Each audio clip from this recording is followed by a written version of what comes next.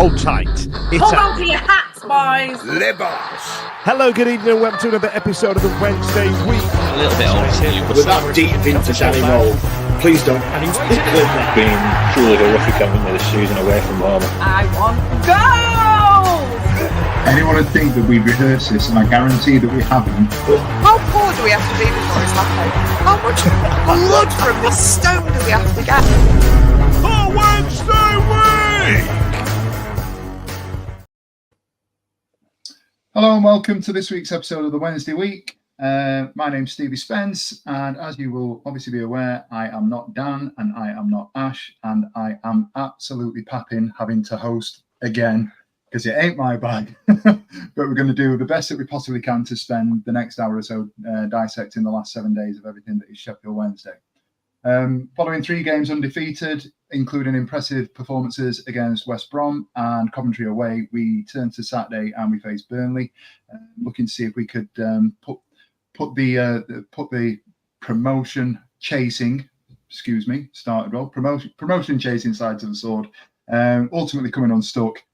We're going to spend the next hour or so, as we said, dissecting that and see how we're going. First of all, I am joined by Simon. How you doing, Simon? I'm good, thank you. Very good. Nice to see you in the chair. You'll smash it, Steve, so don't worry about it. If that intro's anything to go by, I'm struggling already, aren't I? But we'll be fine. 1, 2, 3, breathe. Right. I'm also joined by John. How are we doing, John? Yeah, good, thanks, Stephen, mate. Yeah, not too bad at all. Talk about tonight, and then we've got another one coming up tomorrow, haven't we? So I always like to get back to a game after a defeat, get back in, roll your sleeves up, jump back in the fire, and let's see what comes, come what may. And for those of you that are watching on YouTube this evening, we are joined by local celebrity, local journalistic celebrity, man of glorious beard, and writer of all things Sheffield Wednesday in the Sheffield Star. We've got Alex Miller. Alex, how you doing, mate? I'm better after that intro. That's I'm going to take you around with me. You can walk into every room with me, and you can do that for a start. That's it. I'm good. I'm good. This episode, or the recording of this episode, has got me out of what sounds like a pretty traumatic bedtime in the next room. So, I'm living the dream. Yeah, mate. The last time we had you on, I don't know if you remember this. The last time we had you on, you were sat in a car. Oh, God, and the light kept going out, and it was horrible. Yeah, no, I apologise for that. No, not at all. Not at all. I'm trying to think when that was. I think that was the Cisco era. So It was me, you, I want to say Dan and Joe. You were sat in a garage because it was bedtime. Or something like that. Yeah. Good weekend, football aside, boys. All good? Yeah. I went to Sheffield Beer Festival on Friday night down at Kelham Island, and I paid for it Saturday morning.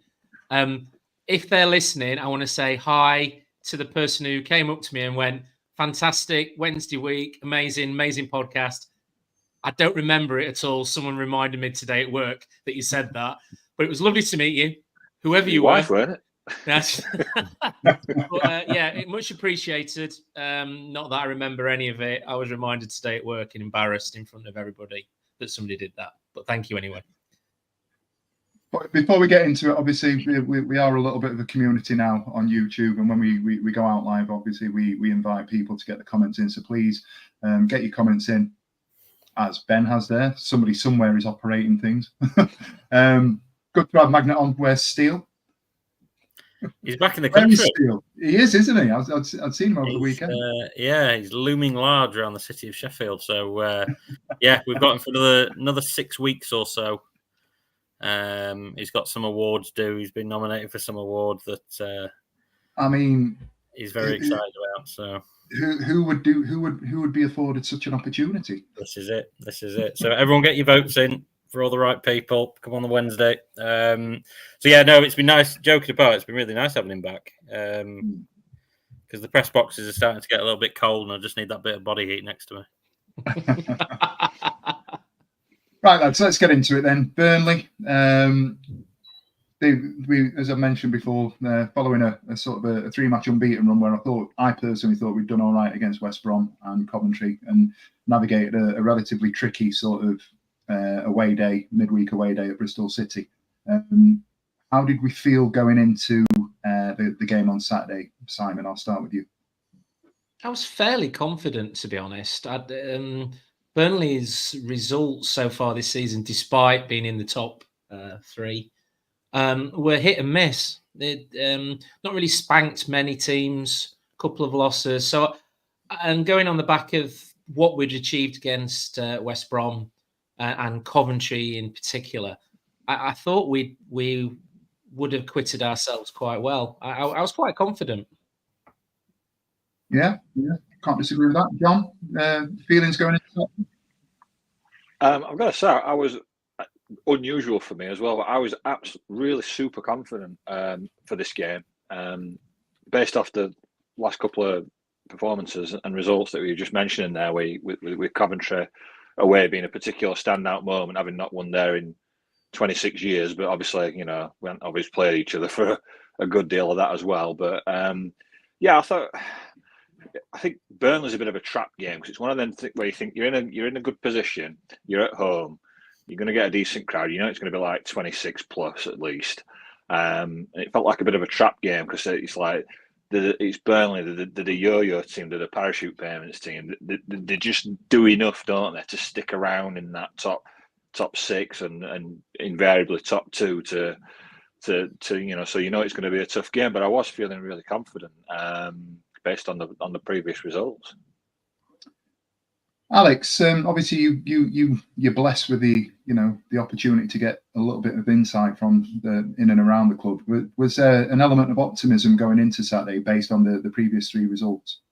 I think so. It was a big boost that week, wasn't it? And it felt like it was the culmination of what we'd seen, slightly better performances, but the results didn't follow it. So to get that 7-point week felt like a big boost. And look, Danny's got this thing where he mentions in press conferences the value of a squad. He did it against West Brom. He did it against Leeds.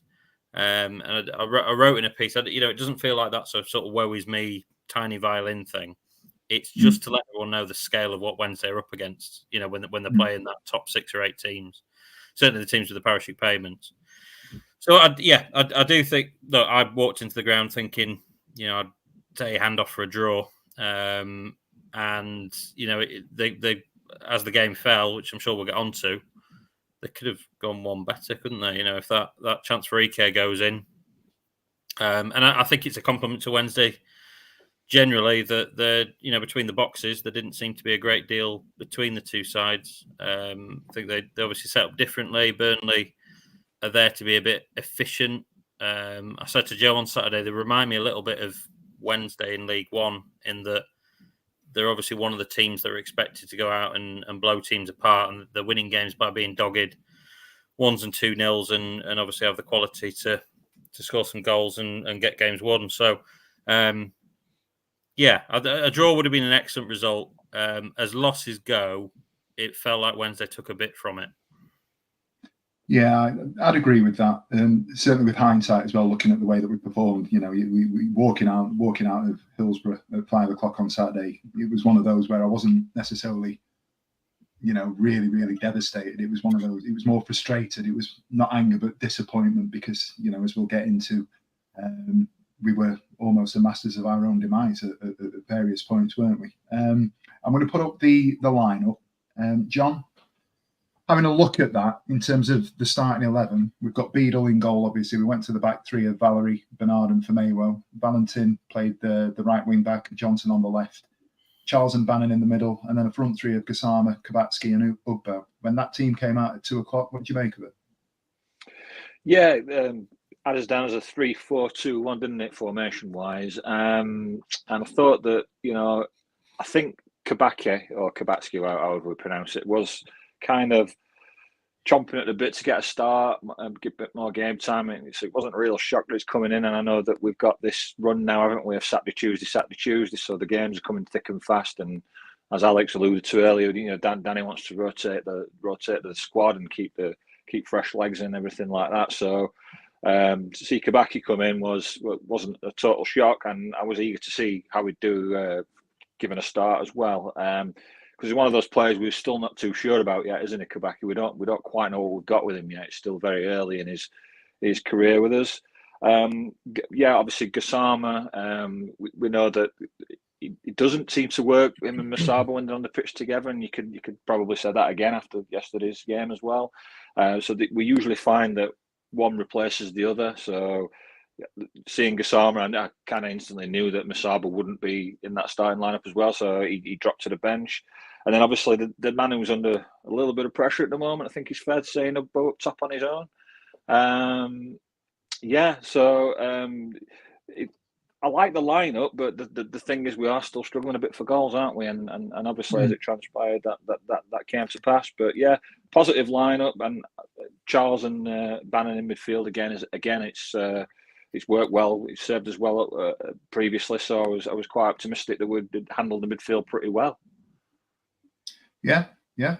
Simon, thoughts on the lineup? Anybody you'd have probably dropped out, or anybody you thought that was unlucky to miss out? No, I think that was a fair lineup, to be honest. Obviously, I think Alex might be able to to answer this. I think Josh was out. Has he just had a baby, or his partner's just had a baby? So I think he was out on paternity leave. So no, I felt that was a fairly strong team to put out against them. I like Kabachi. I think he's definitely one for the future. I think he needs a goal, like a couple of others. But he certainly looks like somebody who can create something out of nothing. Gassama, I like Gassama, but I'm sure we'll get onto his performance in a moment of how he actually, what he did and he didn't do, more to the point. And obviously the midfield, it writes itself in regards to Charles and Bannon, doesn't it? We're almost getting that magic triangle that we had a few years ago with Bannon and George Byers oh goodness, the lad who went to Oxford, I've forgotten him already. Mr. Volks. Yeah. So I think that's it. They're the first two guys on your team sheet, aren't they? So yeah, I certainly didn't read the team sheet and go, "Oh, sugar, that's a poor choice." So I was quite positive.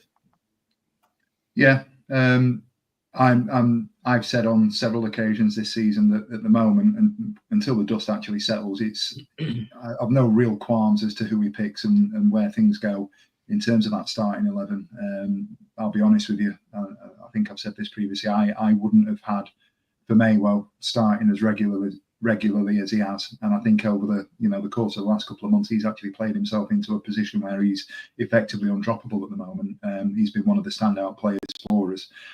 So whilst it keeps going, it almost feels like, without wanting to sound disrespectful, that Danny seems to be chucking things at the wall and seeing what sticks to an extent.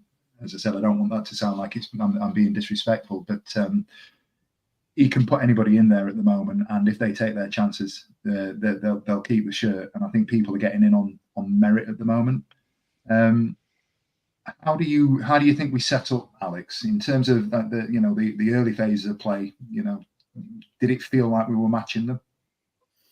I think so. I think Wednesday the better team, weren't they? Certainly in that first half, and had the better of the big chances, and against the ball. Those have been probably the biggest changes that we've seen, haven't we, this season, in how they're going about it. And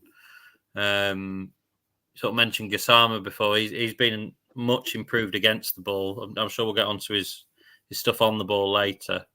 And the Kabachski thing is an interesting one because he seems to start the games against the teams that are going to have a lot of the ball because he is quite tireless and he will sort of chase an awful lot down. And he obviously goes about his business in a way that Danny likes. What Danny said a couple of times in presses about starters and finishers. I remember in rugby union about 10, 15 years ago that that there was always this obsession with you start with your best team and it all changed. That obviously they've got the benefit of unlimited subs, if you like, but I think there's a shift of that in modern football, particularly over the last couple of seasons. I think Danny's going to be a big component of that. Someone like Smudge, for example, has been effective in games under Danny Rowe, but just because he's been effective for that last 20 minutes when defenders are tired, when Wednesday playing a slightly different way, it doesn't mean he starts the game. It's just a completely different way of looking at it. So interesting, and certainly in these next few weeks when there's a lot of games coming thick and fast, it'll be really fascinating to see how, when people are subbed, to save legs for the next game or the game after that, that they're playing 4D chess to an extent, I think. Trying to, at least. Yeah, and I think we'll get onto that with some of the substitutions and some of the players that were pulled in the second half. But before we get to that, there's a couple of key points that I want to sort of get at from a first half perspective. I think we'd all agree that, certainly in the middle of the park, we were matching them. There were no, we surrendered possession to an extent, didn't we? But John, I'm going to come to you on the first key moment, if you like, and that being the free kick we had where Ugbo managed to sort of sky it from 6-8 yards with that header. I'm going to ask you a question. Do you think it was an unfortunate miss? Did he have the sun in his eyes, or was it a bollock that he dropped? Yeah, it's a lovely ball in, and it's crying to be put in the back of the net. That one, it's a lovely cross in there. I think Bannon, wasn't it, puts the ball in, and yeah, you could argue a little bit of is he still getting a bit ring rusty or whatever, but I think Ugbo would be the first one to put his hand up and say he should score that. And the thing is, it's now getting to a point where people are starting to question, like, the fee. Is it 3.5 million or 2.5 million we've paid for him? And whenever we haven't spent that kind of money, have we, for a while, because we've not been able to. It's been loans and frees, and so when it's the first real time, probably since spend again, as they call it, that we've actually put up some money for a player, and so I wonder if he's feeling a bit of a pressure of the price tag being on him and knowing how much we've got to spend to bring him back, or whether he's just I don't know, he's just not in form at the moment and he just needs to keep playing through it. But I think he'd be the first one to put his hand up and say he should have scored that. I think it was a bit of a sitter, really, when you look back at it. I don't know if you guys agree. Well, we've got comment on the screen at the moment. We've got Sharman, regular contributor. Once Ugbo cracks his goose egg, he's going to go into beast mode. Simon, what did you make of the chance that he missed? We were on top, weren't we? We were really on top at that point, and we've done this. I said to my boy, I said this the way we started and came out of the blocks reminded me very much of the Leeds game and the Sunderland game, where we were actually on top for the 10-15 minutes, really pressurising. And I think we'd had a free kick very similar early and just before that, which was put straight into the keeper's hands. But this was, from where we sit, not far from you, Alex, in the grandstand. It was one of the most perfect crossing by Bannon. It was absolutely superb. And to me, I think it was actually harder to put it over the bar than it was to actually get it on target. He should have buried it. It points to me a lad who's lacking in confidence at the moment and needs to get a goal like he did when we had him on loan. I think he came from Cardiff. I don't know how many he scored at Cardiff last season, but he came in and he just kept banging them in, didn't it? And when that confidence is high for a striker, the balls fall easy and the goals come easy. He really needed to score, and yeah, should have done, shouldn't he? And I think it might have been a different game if he had. And then it becomes a sort of a 180 situation, doesn't it? Where, moments later, or not too long after that, in the middle of the game, where we're sort of cancelling each other out. There's a ball over the top, and it falls to our back line, and a routine clearance is fluffed by Valerie. Alex, talk me through your perspective of the first goal. It was stinker, wasn't it? There's I don't know if you expected some Shakespearean with that bard-like beard of yours. Exactly that. I was thinking more of my writing style, actually, Stevie, but if we're going to go for the beard again, why not? It wasn't a good one. It's one that came over, and I'm sure he wouldn't mind me saying, there was a moment in pre-season where there was one quite similar.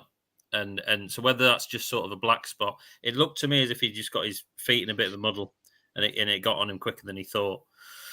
But as Danny said afterwards, that these sort of things do happen.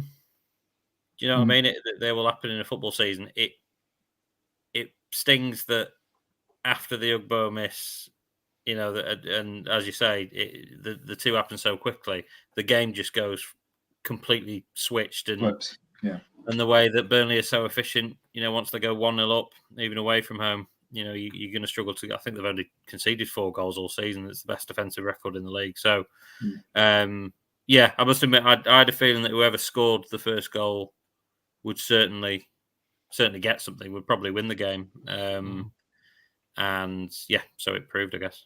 You could see that with the defence, though, Alex, couldn't you? Even to the final whistle, whenever we were trying to get in the box, they attempt to almost have an extra player. You know, there was sort of 3 players around our one guy. They're very disciplined in regards to how they defended. So it's sort of almost anti-Wednesday, wasn't it, in regards to how we defend at times? So you could see that defensively they were class, and obviously that proves it, doesn't it? Just on the goal, John, I'm gonna come to you with this one. The ball's come over from the right-hand side and it's going sort of across to our right. So it's been a diagonal that's been played, a lofted pass. Valerie's actually playing the other way. So rather than coming out on his right, he's actually looked to play the ball with his left.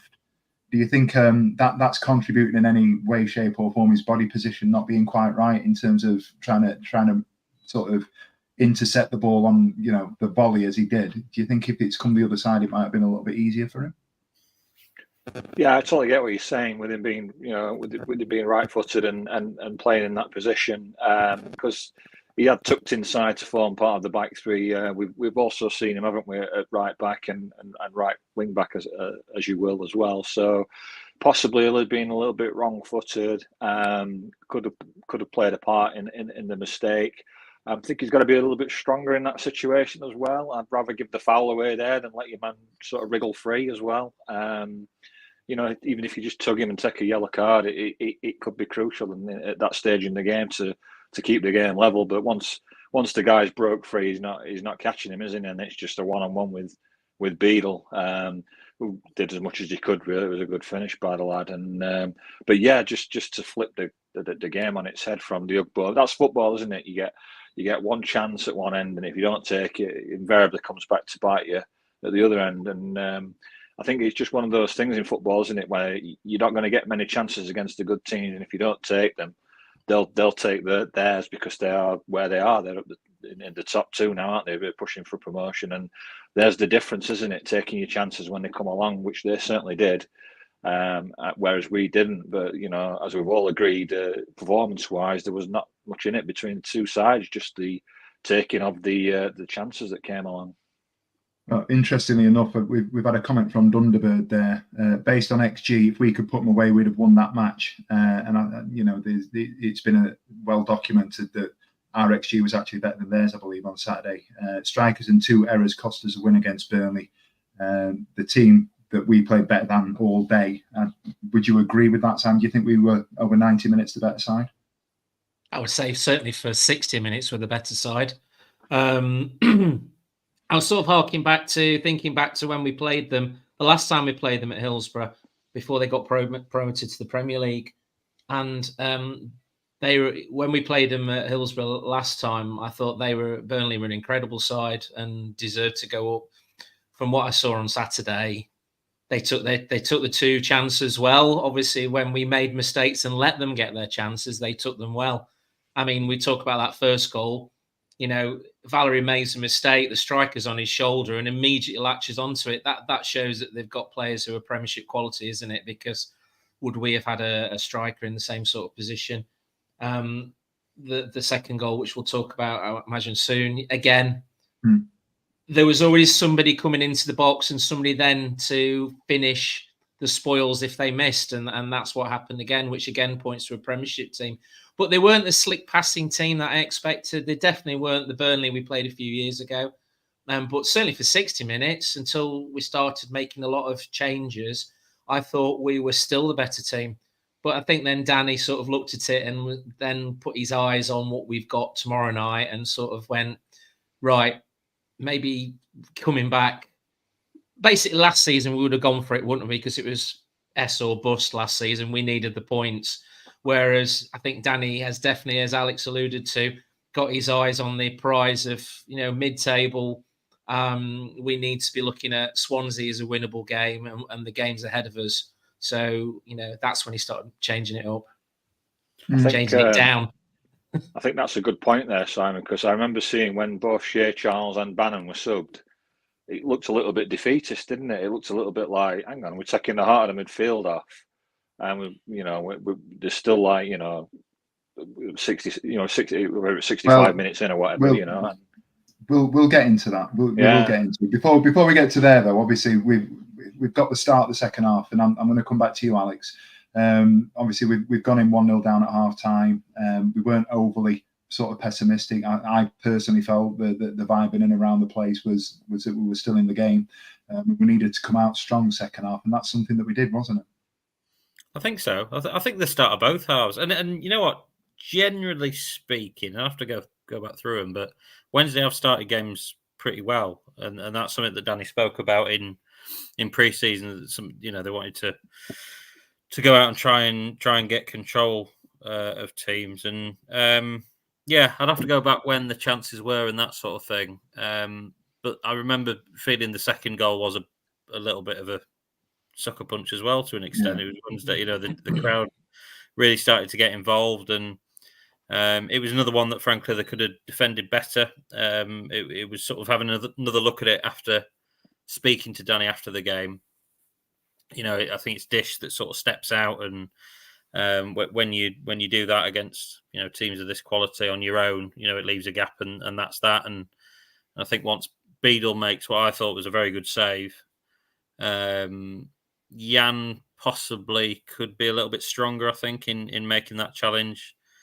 There's a couple of moments there where perhaps they could have stayed in the game, but second half generally we'll get onto the subs, I'm sure. But I was still relatively impressed with Wednesday. Look, they're going to lose football matches. It's the first time in a long time we're looking at a team that might well be a mid-table team. So these sort of afternoons are going to happen. Yeah. Interestingly, I'll come back to the start of the second half. I've just got a point on the second goal where I've literally gone, and you just ticked them off there, Alex.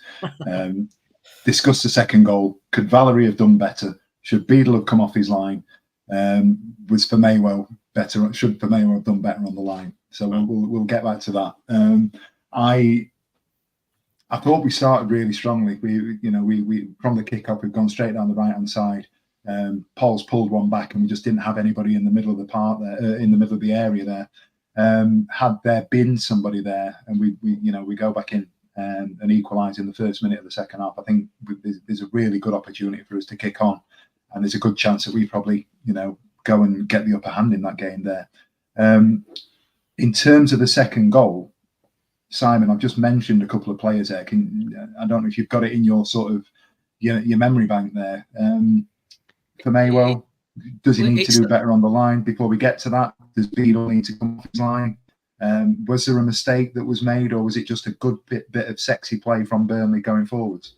I think Dish stepping up, like Alex alluded to, started it because he came quite significantly into midfield, didn't he? I don't know what drew him so far into midfield, but obviously there was a great dummy, and that was it. And he was so out of position that the guys at the back had got two strikers just waiting for that ball to come through, and they split the defence in half. Correct, Valerie could have been a little bit stronger on the guy. It's if put some maybes, isn't it? I think it started from the mistake from Dish. I think really got to think of why was he...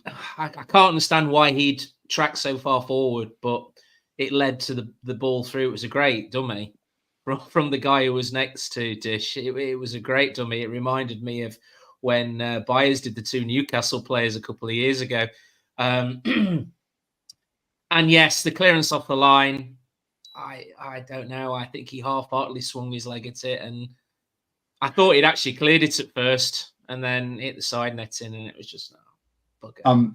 I must admit, I am playing devil's advocate to an extent with the Firmino one. When you're on your line there as a player that's, I'm not saying obviously that I'm at any sort of standard, but as a player that's the last man there and it's on the line, they've got that area, you're literally reacting, aren't you? Yeah. He was falling backwards as he hit it as well, wasn't he? I think he was just trying to, obviously you've always got that fact of if it touches anything, especially in today's games, if it touches anything other than your legs or your head, it could be a handball. So, he's tried to clear it. He was stumbling back. It's just one of those things. Again, I'll go back to the strikers which we were lacking on is the fact that I thought it was a save and a bit, and it fell to a Burnley player and not a defender. There was a guy there waiting for it, and again, I'll go back to ex-Premier League team. They're just that little bit better than us. Yeah, it's hard to disagree with that. John, I'm going to come back to you just on Beadle. As that ball's come through the top and he's running, do you think Beadle needs to come off his line a little bit quicker? Possibly. I did think he did make a good effort though. He's well, I've seen Beadle. He will go early for like when a keeper goes to dive to save a shot as well. He does anticipate a little bit quicker than some of the other keepers that we've had, where he thinks the striker's going to shoot and spreads himself. I know he's not like a Schmeichel, like Stargent kind of keeper, but he's quite a rangy keeper because he's tall, isn't he? And he's got a good reach on him. So you'll often see him like lay out for balls, and he's anticipating where the striker's going to hit it. And so, even though you could argue he might have come off his line a bit quicker, I thought it was a good attempt to save the goal. He spread himself well, and just unfortunate with the rebound, like Simon said. They push men forward. They're got that little bit more nous in the box than we have, and anticipation of where things are going to fall and where players should be stood and stuff like that. And then he's got a free shot at goal, hasn't he? So I wouldn't put any blame on Beadle for that goal. I thought he did what he could. You could argue he could have come off his line quicker, but I thought he did a good attempt to keep the ball out, and then just unfortunate it fell to their player. Just a quick comment there. The clearance off the line is harsh. It looked off balance and difficult to stop, and I think that probably sums up the Firmino situation. I don't want to be associated with any sort of criticism of that moment. Now we'll get a phone call off Akin's agent at some point. Disclaimer: it's what we call Adrian Durham TV or Adrian Durham Radio. I'm just offering a viewpoint. Firmino for me has been absolutely outstanding over the last sort of 2 months. No argument for me whatsoever. And we've also had Sharman on while we're here. Hard to fault Beadle, to be fair. Yeah, fine. Again, we're raising the points and we're asking people. We're talking points here. Okay, so we're 2-0 down. How did you feel, Simon, following the second goal going in? To me, the reason I asked that, to me, it kind of felt as well as we'd played, it felt like we'd kind of gone, right, this is it, and it's going to be a long old road to get back into this game now. We need to see it out, and we need to manage the game and not concede again, and we need to start managing our players going forwards. Did you have the same sort of feeling? Yeah, I in the cold light of day, when the passion drops and you look at the subs that we started making, at first I'm thinking, Kabachi, Valentin, two players who were quite threatening. But then again, at the cold light of day is a team that we were getting so little chances, real chances of putting a goal in against them. That I'll go back to what I was saying before. I think Danny was right. 2-0. Let's stop it being any more. And I don't think they had a couple of chances towards the end, but anything sparkling. We don't want the sort of results that we had, certainly against Sunderland. And then an eye on tomorrow night, on Tuesday, to those players who played well. Let's take them off. Let's rest them. Let's bring on the soldiers to shore it up. See if we can get one back. The likes of Ingelsson, I'm not his biggest fan, in all honesty. He's certainly not a game changer, in my opinion. He's not somebody you bring on to change a game, but he is somebody who'll hunt players down and break up play in midfield, and that's what he did. He can't take a corner. geez, his corners were awful, absolutely awful. And I think that's what we went to. And other than Jamal Lowe, I thought that the substitutions really were just to, like you say, shore it up, not concede anymore, have a go at trying to get a chance. And we'll probably talk about Smith when he came on. Can we just have a quick word about Gassama? Because I like him. I like him a lot. But my God, he was greedy on Saturday. The amount of times that he should have passed the ball and he didn't. And I've always thought he was the better one of him and Masaba at passing the ball. But goodness me, the number of times he should have passed the ball on Saturday, he really, really upset me. Keeping my language down, by the way. I'm going to put a pin in that one just for a moment because it's a sub question for a topic that we're going to discuss in a bit. I'm just going to, Okay. if that's all right, I'm going to bring sort of Burnley to a conclusion with the subs. Alex, what's your viewpoints on the substitutions? Was it game management? Was it giving people off the bench an opportunity to have some sort of impact? Do you feel he was managing Shea and Bannon?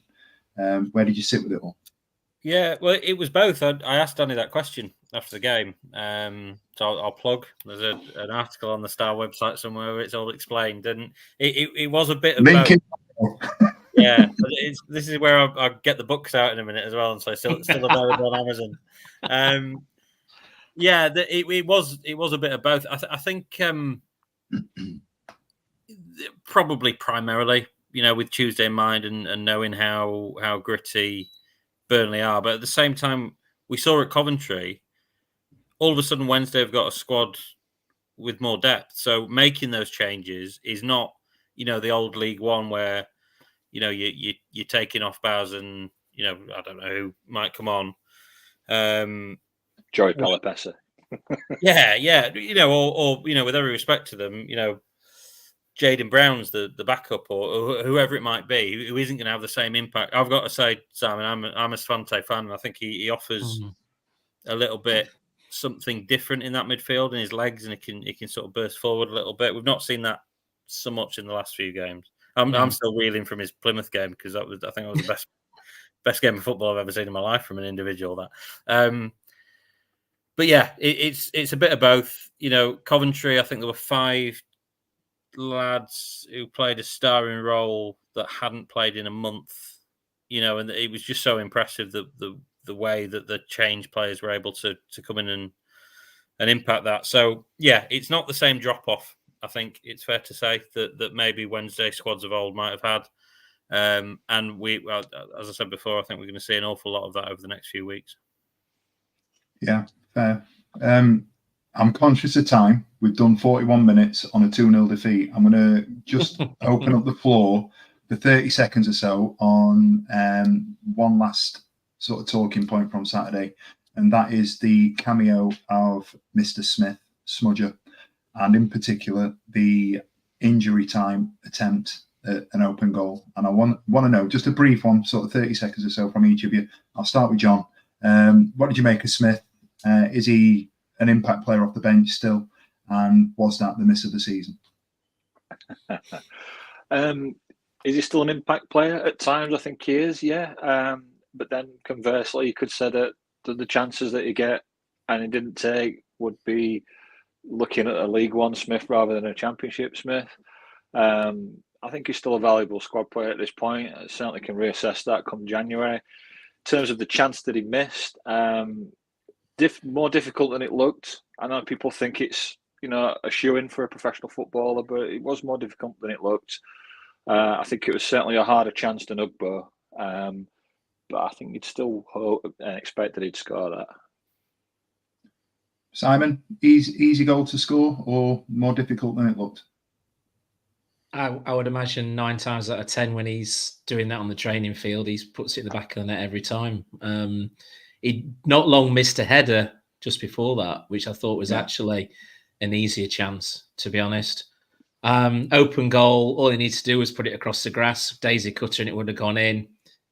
I think he shinned it more than anything. In regards to him being an impact player, I think he is. I think we cried out for him in the second half because they were big lads at the back, and I think we needed somebody to I think if ever it was a game that Smith and Pato would have revelled in the second half, would have been that game, because, you know, just to push those centre backs, because they were good, and I think we just needed somebody with a little bit of elbow and dirtiness there just to mix it up amongst them, which we didn't have until the last 5-10 minutes when he came on. So he's definitely an impact player. I've liked him this season. I thought he's been good, to be honest. He's looked a hell of a lot better than he has done the last few seasons. So yeah, that's my opinion of him. Alex? Yeah, definitely effective. I think when teams drop off and there aren't any lines to play through, and you know there's no space in behind to work with, then you need to have a Smith. And he does sort of change games when he comes on. You know, gives that other option and gives defenders something else to work about. In terms of the chance, I wouldn't go 9 out of 10 times he scores that on the training ground, but probably 7.5. You know, I think the way that it come down, he should score it. Let's be fair, he should score it, but it's a very difficult technique. And yeah, feel for him a little bit with the action it's got. The sort of the football banter accounts have got hold of that. Yeah. Which make it look a hell of a lot easier than it was, I think. Absolutely. Just a couple of comments on Smith. Matt Strickland. Smith has put some effort in from what I've seen so far this season, and I'd agree with that. I think where the general consensus is he's doing his part, isn't he? He's playing his part. Craig Haywood should do better, but it's not as easy as it first looks. That chance with the defender covering the goal, potentially. Sharman, not miss of the season. 99 times out of 100 he'd have bagged it. And then finally, Slappy Gilmore, Grafty and Smithy, and us football fans bloody love a grafter. Fluffed his lines a bit with the chance, but would have been nothing more than a consolation anyway. So that's Burnley. We ended up obviously coming away without the points, and we've got tomorrow night against Swansea to look forward to. But we'll take this point to just stick in a quick ad break. And we're back. So I wanted to talk about Ike Ugbo, if that's all right with people. We're much maligned at the moment, I feel. We paid 2.5 million for him in the summer, and that's the reported fee for him. Alex, I'm going to start with you on this one. This has obviously come off the back of a bit of a hot streak when he came in January from Cardiff. And at the time, sort of January, February time, I think he scored 7 in 7 and was the top goal scorer in the Championship for that period of time. What do you think is missing, if anything? What's your take on Ugbo since coming back this season? Yeah, there's certainly something missing, isn't there? I think the lack of a pre-season, he's still recovering from that. I think as time goes on and there's sort of there's been 2 international breaks already. I know those are really important in terms of the conditioning, and it gives them an opportunity to drill them and that sort of thing. That I don't know, excuse, reason, whatever you want to call it, will sort of fade out with time. Wednesday playing slightly differently. And I think he needs a goal. You could see from that headed chance. I know we've moved on from Burnley now, but it just seemed. I mean, Steve, you'll know better than me. You've played some decent footy, but it seemed like he was sort of snatching at it and got under it in a way that last season he probably watched it onto the middle of his forehead and it goes exactly where he wants it. So, a combination of factors. I don't have any major concerns, to be honest, and I know that speaking to Danny Röhl, and look, he's never gonna turn around and say, "Oh, my summer striker signing is up a creek," but you can see from his body language and stuff, he's pretty relaxed about it. He'd probably been more relaxed about it if he'd nutted that one home on Saturday. John, what's your take on Ugbo? Yeah, I think all those are good points there that Alex made in regards to not being with the squad properly and then until later on, so not getting that pre-season. Like I said earlier, I do wonder if there's a little bit of pressure on himself, knowing that he's been brought in as the primary goal scorer now, full time. Paid a fee for him. Sometimes that can present itself as pressure to some.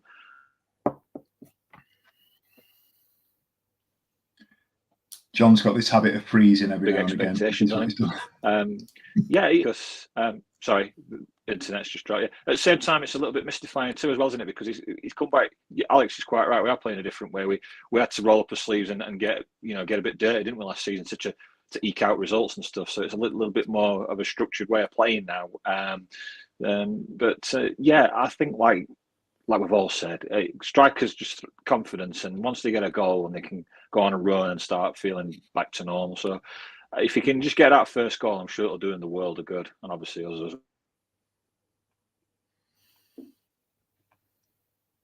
well. The internet is playing up in North Sheffield, isn't it? Just while John's internet is reconnecting, I'm going to go to a couple of comments. Matt Strickland rightly identifying that he came on from international duty with Canada in the summer and wondering if something was up. Can't say for certain one way or another that there was. There was. Interestingly, so there was an ankle issue, but a small one. So it's not like that. And by the time he was back, he came straight. As soon as he was signed, he came straight into pre-season. Was going full tilt. So that wasn't an issue. We've had a couple of questions about that, so it's worth pointing that out. Yeah, fair. Thank you for that. Sharman, does Ugbo need someone playing off him? Looks isolated as a lone striker at times. And the reason that I put that up before I come to you, Simon, we were talking about Gassama. The goal involvement last season, and I've not done any sort of intensive research on this, but I've got a recollection of Ugbo getting a lot of joy from interplay with Masaba in particular, and to an extent Gassama. Do you think that the formation, the way that we're setting up, and the performance of others is having an impact on Ugbo's opportunities to score goals, where he is, his work rate and attitude? What do you make of it all? No, without a doubt. I mean, he played with Masaba at Cercle Bruges, is that correct? And they scored a lot of goals together there, and they seemed to link up like that last season. Masaba and Gassama have sort of misfired this season. They've had in fits and starts played well, and then not played well. I think a huge part of it is down to the lack of pre-season. I agree entirely with you, Alex. I think because we had such an intensive pre-season, and I think Danny had his way of playing, and he had to set it up because we didn't know whether we were going to get Ugbo. So he set it up in such a way that maybe that isn't really benefiting him. So I certainly think, and also I don't think he's had a massively long run in the side. He's been in and out of the side, hasn't he? He's not really started that often out of all the games we've played. So if you look at the game time he's probably had since he signed us, it's been on and off because Danny has swapped and changed the front 1, 2 on a number of occasions. I think just on that point, Simon, sorry to cut you off, and I'll give you the floor again in a moment. It may very well be Alex that I've seen this from. Has he started 5 of the 9 appearances that he's been involved 4 in? have been off the bench, So he's come in.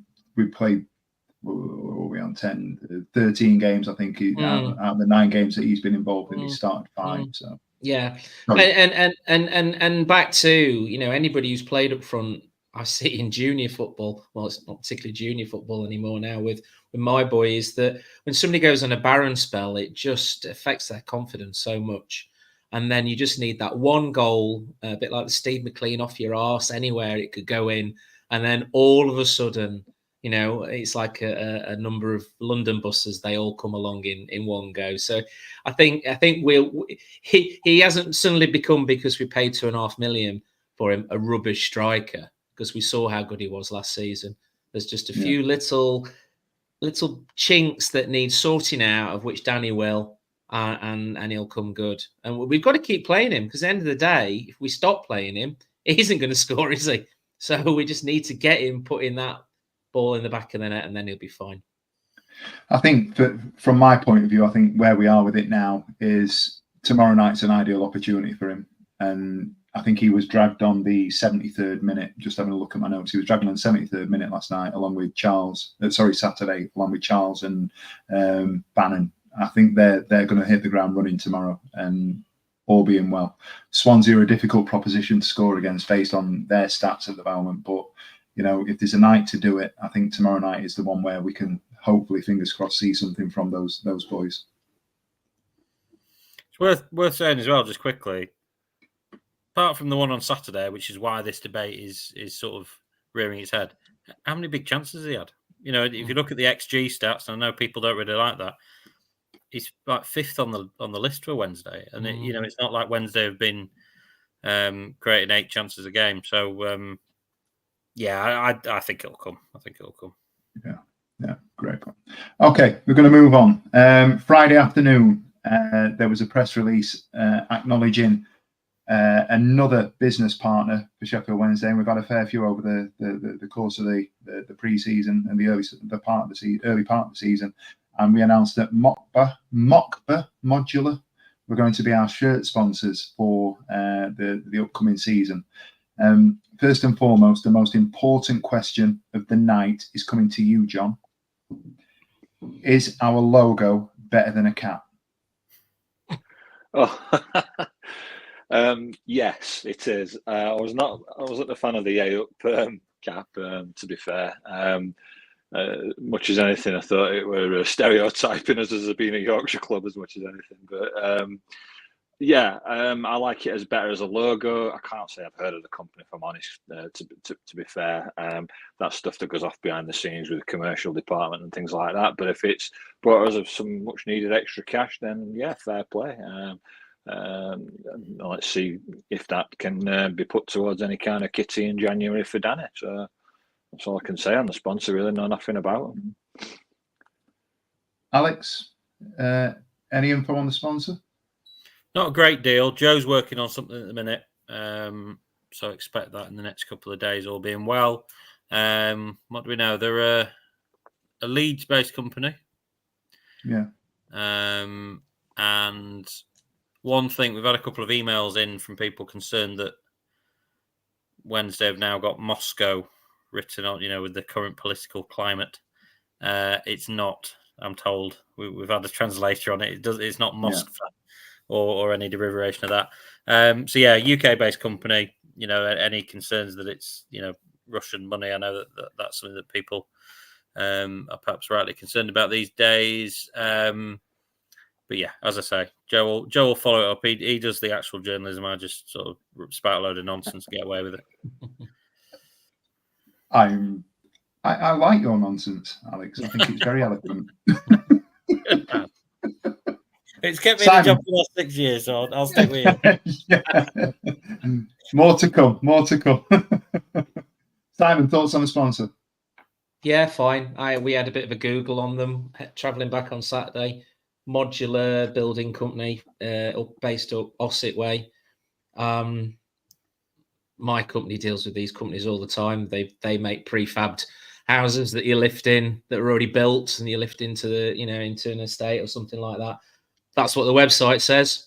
In regards to the actual sponsor on the front of the shirt, we've had crap ones, we've had decent ones. I don't think it'll ever go down as a Sanderson, will it? But then again, I think Sanderson only is iconic because of the time it was on our shirts more than the actual sponsor itself.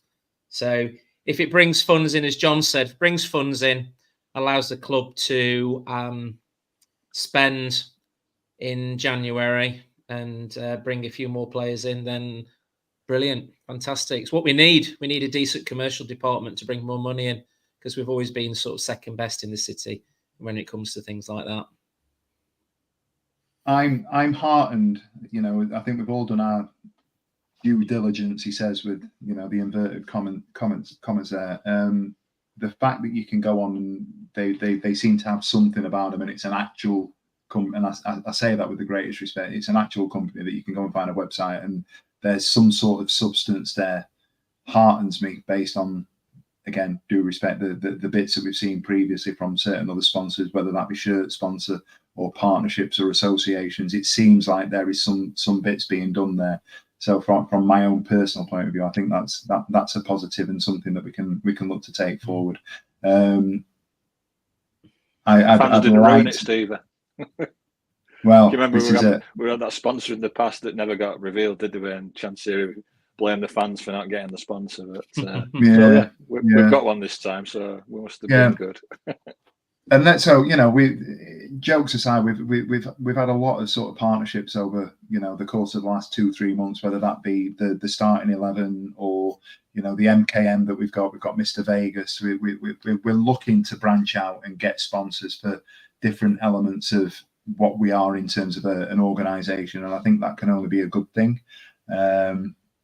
If people are sort of tying themselves down, I'd rather it be something that is more of a longer term sort of situation rather than something that's going to disappear into the ether, unless we get something that's going to be more prosperous for us in the in the coming terms, and that it's sort of the stopgap. However, the fact that we've got a shirt sponsor that's going to bring some revenue into the club can only be a good thing as far as I'm concerned. Right, we are at 58 minutes. I'm getting through. I miss Dan. I miss Ash.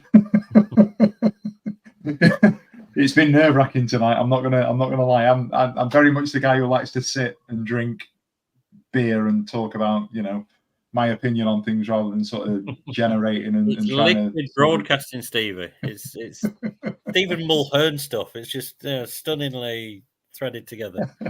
Roll on next week. Guys, we've got a couple of bits of AOB. Before I sort of go through those, is there anybody with any other business or anything that you want to bring to the table? No, not really Sheffield Wednesday or football related, but you've probably seen it. Very sad to hear about Sir Chris Hoy. I don't know if you've seen it in the news that he's been diagnosed with terminal cancer, and it's really sad. And I remember him being at the Olympics and being. It was that Olympics where Britain just busted out and did so well in the medal table, and he was kind of the focal point of that, like a Team GB captain. So reading that with quite sadness when I read that today, and just thoughts and prayers to his family and friends. Yeah, absolutely. It's a horrible and horrendous affliction, disease, and the fact that he's a similar age to. I'd suggest he's probably a similar age to at least 3 of us on the podcast at sort of 48. He's got a young family, and you wouldn't wish that on your worst enemy, would you? So yeah, I'd absolutely endorse everything that you've just said there, John. Thank you. And it sorts of links into what the club are doing at the moment with prostate cancer as well. Obviously, what Chris Powell's pushing at the moment in regards to the mileage or kilometres a day that the members of the club are doing, obviously to raise awareness about prostate cancer, and also sort of put money into developing tests and the cure for it. Because again, going back to people of our age, obviously I'm the oldest one here, 54. It is an affliction that is very difficult to test for. It's not particularly the nicest test to test for as well, and also as well. Chris Powell put a really good article, I think it was on YouTube, that the club filmed about why he's doing it. And again, the age, and also the fact that it does seem to be disproportionate in black men as well, that it seems to affect black men more than white men. And there doesn't seem to be any sort of reason why it does that. So no, it's awful. It's an awful thing. It's an awful disease, and rightly so, John. Chris Hoy is a hero of mine, and I think it's horrible and it's terrible. It's awful. Yeah, I totally agree with that, and endorse everything that's said. I'm going to try and lighten the mood again. We've had our moment there. I do have one question that I haven't primed Alex for, and I hope you don't mind me asking this. Earlier on in the evening through our comments, there's been a couple of questions regarding Charlie McNeil. I just wondered if I could get your thoughts on Charlie McNeil. People have been asking if there's any sort of insider info, what the current position statement is, if you like, with Charlie. Is it just that he's not where we thought he was going to be, or is he biding his time? Does he need to wait? What's the situation there? He was always signed as one for the future to a degree, and he will be in and around things, I would say, over the next few weeks, as things get busy. There was at one stage, not long after he signed, and during the process of getting him signed, a consideration whether Wednesday had loaned him out. And that decision was made the week of the Hull game where he scored 2. It was made before that game, if my information is correct, and Danny had obviously seen enough to want him to stick around. But yeah, very much the case that he was, although he'd come from Manchester United, although he'd had this incredible scoring record at youth level, he was never going to be one that was going to be coming in and challenging for starting every week. And that they want to keep him in house and develop him and mould him around what they're doing. So I think we'll see more of him as the season goes on, I'd suggest. Quick one: Do you think we flipped on Cadamartri and kept him, and then put Cadamartri out, or was the plan always for Cadamartri to go as well? Yeah, I think the plan was always for Bailey to go. I think Danny genuinely sees something in him, and there's no point him sticking around. McNeil's had the benefit of a couple of loan games already, and he's played at a higher youth level. So he's maybe a little bit further on in terms of his football journey. Without sounding like I'm on the X Factor. But yeah, the plan from pretty early doors was that Bailey was going to go out. It was just a case of what club, and getting the nuts and bolts of the loan deal done, and it looks like he's doing pretty nicely at Lincoln. Scored early on Saturday, didn't he? Yeah, things are ticking along nicely. I tell you, if there's a couple of games on Wednesday don't score, it'll get to the start of December and it'll be bring Bailey back in January. I tell you, we're hearing some of that in the last man standing chat that we've got going on at the moment. A nice AOB for us. I'm just going to flash up this graphic here. Yesterday, the Wednesday week's very own. The Wednesday week affiliated Sheffield Wednesday ladies managed to get their first away win, their first points on the board this season, with a 3-1 win away at Altofts. Must profess that I'm not familiar with Altofts, but after a really tough start to the season, Sheffield Wednesday ladies have managed to get first points on the board. So massive congratulations from the podcast to them, and in particular to Amy Broadhead, who is our sponsored player for the season. So when Amy scores, the Wednesday week logo gets flashed up. So we're all from the podcast. Congratulations! Really, really proud of you for everything that you've done. I've got 2 more. I'm going to try and avoid talking about my encounter with my hero, Liam Palmer. Oh, Steve, you looked. Oh, it was love. Oh, it was like Love Island. Oh, I don't think I've ever been so nervous in my entire life. Did it? He must have recognised you, did it? Right, he did. Do you know what he did? Oh, he absolutely did. Honestly, we'd gone in and we're meeting at 12:30 to do the collection for pack. This is, by the way. This, by the way, is you avoiding talking about it. All right.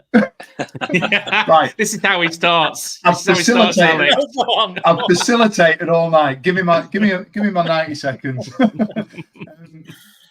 I volunteered to support Ash, and as people know, the charity sort of wing is, although we all jump on and we all get involved, Ash is sort of the genesis of it is massive brain, and he's on board with the Easter egg drop that we've done. And we've exceeded ourselves with the fundraising that we're doing at the moment in terms of the donations and the support that we're offering Pact, which for people that have been living on a rock is a local cancer charity that supports young people. And Liam Palmer is a patron of that. On Saturday, we did a bucket coin collection and managed to raise £607 just from sort of collecting for an hour beforehand. I think there were about 10 of us that went out. But, and for anybody that's donated, I just wanted to say on behalf of the Wednesday week, and in particular Pact, thank you so much for the loose change, and for the people that have dropped into our tiny little TARDIS-like box that we put up that was probably the size of a chair, because we thought that'd be big enough. And by 2:00, there were home bargains bags and bags on bags, and I think Ash ended up doing 2 or 3 runs to the car to fill everything, fill his car with everything that people had sort of brought along. And that's, as much as we talk about everything else that we do, that is really going to make a difference to people that are in need of those sort of things. And it was immense. Absolutely got goosebumps sort of just looking through the window and seeing how much people had donated to that cause. And the Easter eggs were great. They were huge. This is great. It's huge. And it's fantastic that we're making such a difference to the fan base and the community and beyond in terms of the things that we're doing with Pact. So, from the bottom of my heart, it was an honour to be involved in that on Saturday. But I did get to meet Liam Palmer. And I waited an hour to do so, and waited an hour to do so. And as we sort of pitch side, we're getting the photo ops. You can see all the players are coming through. So Charles has come through with his brother. Pearson and Shea have come through. Ugbo's walked through. Marv's walked through. I think Dish walked through at some point. And one by one, they do the photo ops that you'll see on the inside match days. And I turned into a 3-year-old. Liam's coming. And he's walked down, and as it stands, as you look at the photo that was taken, I've actually got it here. As you look at the photo that was taken, oh god, he's primed right by. I've primed it. I say I've primed it. Ash has primed it here. So that was us. And as you look at that image that's on the screen now, if you're watching on YouTube, there's me, my daughter Moll, Ash, and Ash's lad Lewis, and Liam's decided to just stick himself in front of me. It's almost like he knew. So we've taken the photo up, and he's turned around and he's done all the handshakes, and then he's looked at me. He shook my hand and then looked at me and went, as if to say, "Shit, it's you." And he didn't know what to do with it. Haven't you got a restraining order? Yeah, haven't you got a restraining order on you? You're not meant to be within 50 metres of me at any time. So, but it was great moment. Molly had a blast meeting, and I can tick that one off my bucket list. So yeah, just wanted to say personally, we do our bits for the volunteering for Pact, but to be afforded an opportunity through being affiliated with them to tick a box and get to meet a guy that I think, jokes aside, is a real good bloke. Mr. Sheffield Wednesday for me was absolutely fantastic. And the game on Saturday was week 1 or game 1. I'm just putting up now the promo, the Wednesday week promo for those in need, the things that we need help with. If you have means to do so, please don't go out of your way, to sort of do this. But if you have an opportunity to provide us tomorrow night and the next home game that we've got with anything around the shampoos, the shower gels, the list that you can see on the screen at the moment that we'll continue to share on all our social media platforms, it would be very gratefully received. They do need to be obviously unused or new, but we will receive them, and then we will be sort of partnering up with Pact and donating those to just remember as well that need them. This stuff is actually for the parents of the kids. So when they're taken into hospital and stuff like that, it's to help the parents out. So the parents have to stay overnight in the hospitals and stuff like that, and not necessarily, it might be they're rushed in.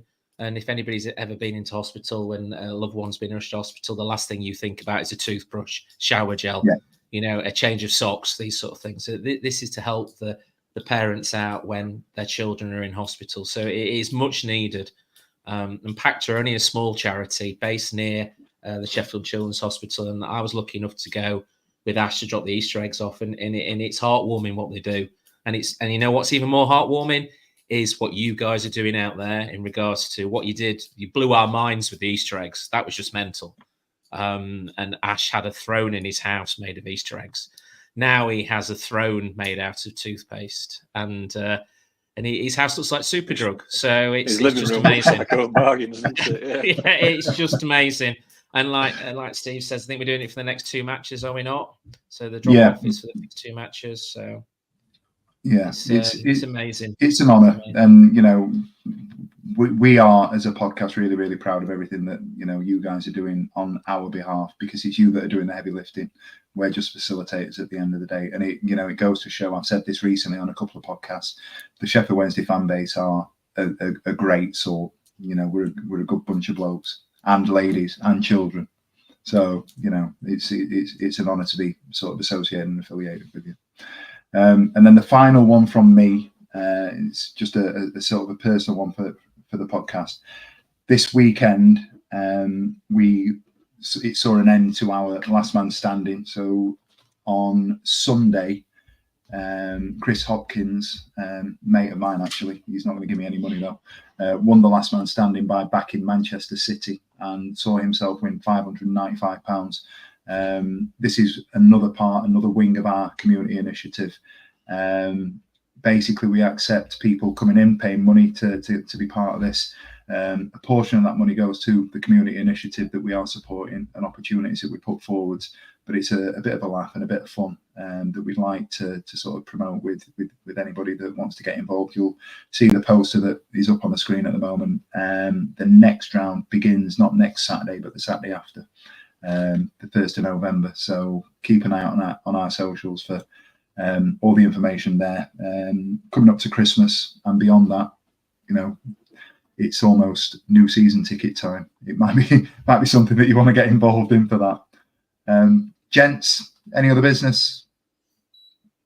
No, maybe just a big round of applause again to our fantastic fans on the George Baldock. Round of applause during the game. I thought that was immense. Yeah. We put our rivalries aside. What happened over there was awful, and a guy taken from us far too young. And to see that was heartwarming. Every single Wednesday night, clapping the hands to a player who played for our rivals, and it was amazing. So it just shows you that there's one or two bad eggs that get picked out and they get chucked to one side. 100% of you are amazing out there. Yeah, I couldn't have thought of a better way to finish the podcast this evening. Guys, if you've enjoyed it, thank you very much for listening. If you've not enjoyed it, don't worry, Ash or Dan, we'll be back next week. And I'll be back to waffling nonsense like these guys. John, Si, and in particular Alex, thank you very much for joining us this evening. And for the rest of you, we'll see you later. Every week, live from 8 p.m. It's the Wednesday week, bringing you football analysis. He came in. I think he scored a goal. Bringing you banter.